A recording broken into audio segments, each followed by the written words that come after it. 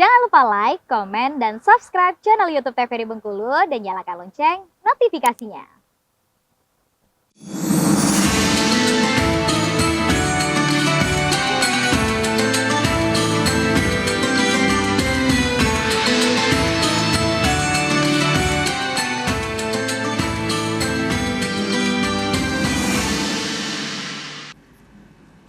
Ya pemirsa, terima kasih tetap bersama kami dalam acara Mutiara Kolbu. Kita kembali mendengarkan tausiah yang akan disampaikan oleh Bapak Ustadz. Kita lanjut sedikit ya Tat ya, sebelum tanya jawab, silakan. Baik, jadi kalau kita mendengar kata kurban itu kan berasal dari bahasa Arab.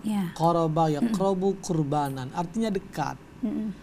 Kalau bahasa yang diserap ke bahasa kita ada istilah karib, sahabat karib, berarti sahabat yang dekat. Sehingga ibadah kurban ini sebenarnya ibadah yang menjadi salah satu wasilah agar kita dekat dengan Allah. PDKT, kita punya wasilah untuk pendekatan kepada Allah, salah satunya kurban. Ya, karena tadi kita katakan kalau orang yang berkurban itu berarti dia dengan segenap upayanya, dengan segala kemampuannya berusaha mewujudkan itu. Saya berkorban untuk anak saya biar bisa kuliah. Oh, dia bekerja siang malam, dia cari relasi bagaimana bisa dapat. Nah, sama seperti ini. Ketika ada syariat kurban kan kita akan berusaha. Gimana idealnya diatur, gitu ya tadi harusnya. Gimana di plan 1 tahun ke depan, apa yang mesti disisihkan, grade apa yang mesti turunkan, gaya apa yang mesti dikesampingkan. Karena kadang untuk yang kurban kita selalu banyak alasan. Karena alasan nggak punya kemampuan lah, duit tidak cukup lah. Tapi untuk lain kok bisa dan cukup. Artinya kita saja yang tidak mengupayakan untuk ke situ. Lihatlah bagaimana Ibrahim betul-betul diuji ya, untuk apakah dia mau berkorban. Mendapatkan keturunan di usia yang kalau usia kita cukup tua, di atas 80 tahunan. Ya, menjelang 100 tahun baru dapat Ismail yang dirindukan. Mendapatkan putra kebahagiaan. Apalagi pada posisi tumbuh kembang, sedang remaja, sedang cakep-cakepnya. Datang lagi ujian. Apakah mau Ibrahim mengorbankan rasa cinta kepada anaknya? Ya, anaknya yang akan disembelih, perintah itu hanya dalam mimpinya, dalam tidurnya. Tapi lagi-lagi Ibrahim lulus ujian. Bahwa dia ternyata tidak diragukan betapa rela agar dekat dengan Allah, agar Allah dekat dengan dia. Dia lakukan perintah itu meskipun tetap dia berdialog kepada anaknya. Ya, falamma balagha ma'usaya qala ya bunayya anni ara fil manam anni athbauka. Jadi katakan, Ananda, dalam mimpi ayah ini menyembelihmu. Ini perintah Allah. Fangdur madza tara. Maka seorang ayah yang arif, yang bijak, dia tanya ke putranya, Ismail, nak, gimana menurutmu? Bagaimana pendapatmu? Bagaimana pandanganmu kalau engkau disembelih dan itu perintah Allah? Dan Ismail memang anak yang sabar, anak yang soleh. Ya abatif al-ma tu'mar. Wahai ayahanda, just do it. Ya, silakan lakukan. Kerjakan, lakukan gitu. Ini perintah kan? Iya. Ini perintah Allah, benar. Ya sudah lakukan. Satajiduni insyaallah minas sabirin. Niscaya engkau akan mendapatiku termasuk dari hamba Allah yang sabar.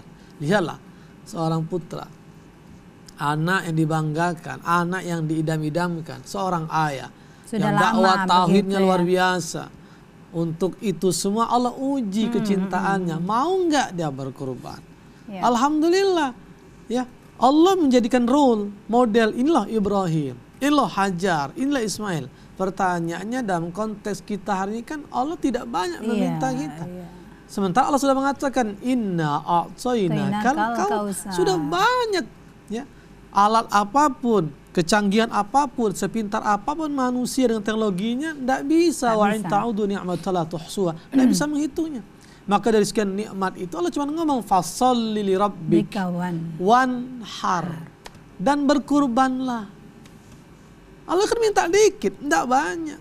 Kalau dalam praktik sekarang kita, kalau memang mau bertuju 1 sapi, disepakati rata-rata kan dikurang lebih 2,5 juta. 2,5. Itu kan bisa dikalkulasi, bisa di-manage per bulan. Setahun sampai, kalau sebulan 200, 1 tahun 2,4 tambah 100 kalau memang kurang. Kalau 300 berapa? 3,6 bahkan malah bersisa. Masalahnya masih ogah, bukan nggak bisa, nggak mau berkorban untuk Allah. Kalau bahasanya kok dengan Allah hitung-hitungan sih, kok pelit sih, ya gayanya elit berkorban sulit. Nah, ini bukan sulit, pelit. Jadi begitu sebagai pengantar Pembuka. kita ya untuk sore hari ini. Baik, terima kasih Pak Ustadz Farhan. Tadi sudah kita dengarkan ya tausiah dan ibu-ibu di sini kayaknya udah banyak banget nih mau ditanyain ya Pak Ustadz, kayaknya dari muka-mukanya udah mau bertanya semua. Siapa yang pertama kali ingin bertanya? Kami persilakan. Sebutkan nama dan poin pertanyaannya. Ya. Bismillahirrahmanirrahim. Assalamualaikum warahmatullahi wabarakatuh. Waalaikumsalam warahmatullahi Perkenalkan, nama saya Teti Herlina. Mau tanya Pak Ustadz ya. Ya.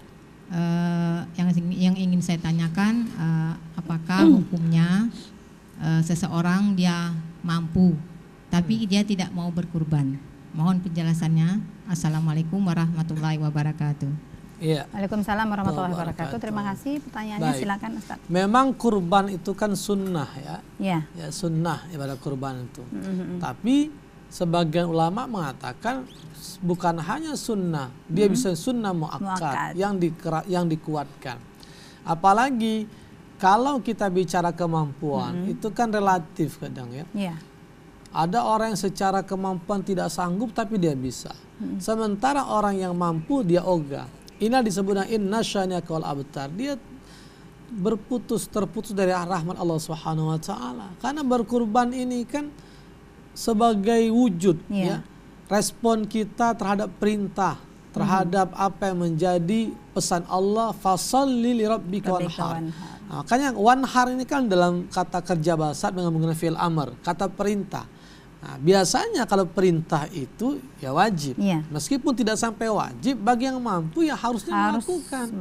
Ya, kalau masih hitung-hitungan, sementara Allah tidak pernah hitung-hitungan kita. Jadi secara sederhana saja kita menyatakan dalam diri betapa ruginya kita, betapa sombongnya kita, betapa acuhnya kita ketika Allah memanggil kita, meminta kepada kita untuk berkorban. Yang nikmat Allah sudah begitu banyak diberikan kepada kita. Sudah tak terhitung lagi. Lagi-lagi tugas kita itu at-tawasi, saling mengingatkan. Kalau sudah disampaikan dan diingatkan, masih semua juga itu urusannya sudah dikembalikan kepada Allah. Kepada Allah Subhanahu wa taala. Boleh jadi Allah memang akan semakin melihat dia, lalu dengan cara Allah nanti akan membuat mata yang terbuka, jiwa yang terpanggil untuk berkurban atau tidaknya.